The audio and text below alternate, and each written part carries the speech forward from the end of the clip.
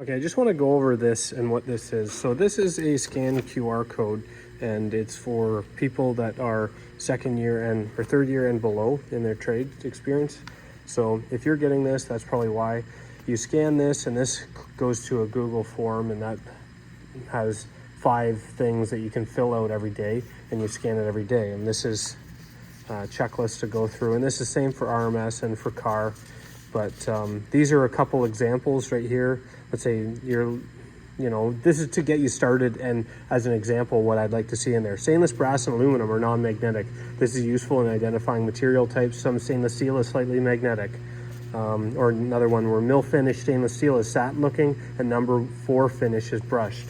So, and then this is the checklist to sign off.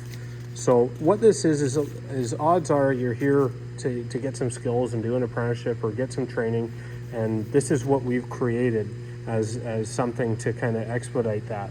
And one of the most common things I get when people say this, oh well, I was painting all day, or I was grinding all day, I was doing this all day, and that's kind of what we're trying to get people to do. Is that doesn't matter, and what I'm going to kind of go through is I'm going to show you, I'm just going to walk through here and give examples of a few things that as you're walking for break or you're going somewhere, maybe you write that in your phone or write it down, and that's something you can look up, get some more information on.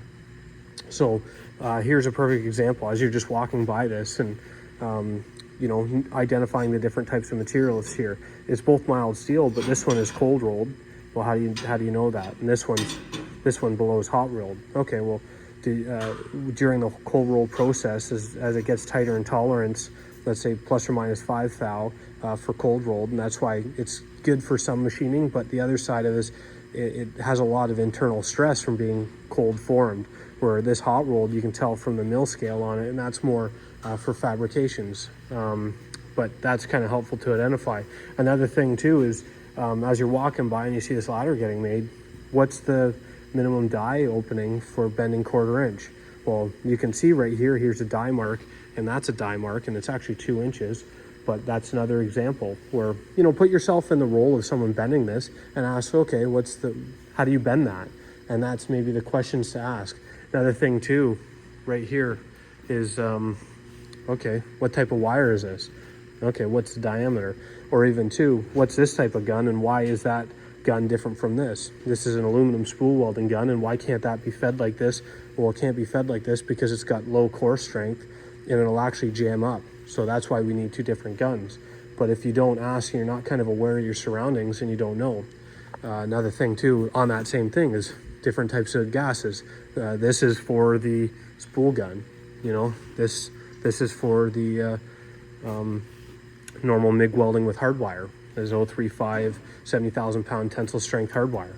And then you go over here, even something, you're walking by this rod oven and opening this up. Well, why do we need a rod oven?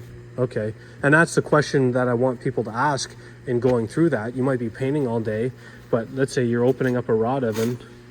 Okay, let's dig this rod out. A7018. So what does that stand for? Okay, the 70 is 70,000 pounds of tensile strength. The 1 is the position, it can weld all position, and the 8 is the flux coating on the rod, and that's a low hydrogen coating. So that's stuff that,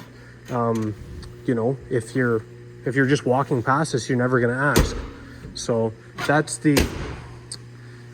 kind of some basic things, but I just want people to go through and rather than, learn bandsaw, learned welding and all this, try to identify some things and be more specific. I learned cold rolled tolerances plus or minus 5 thou, or I've learned there's a mill scale on hot rolled, or cold rolled identification is 1018.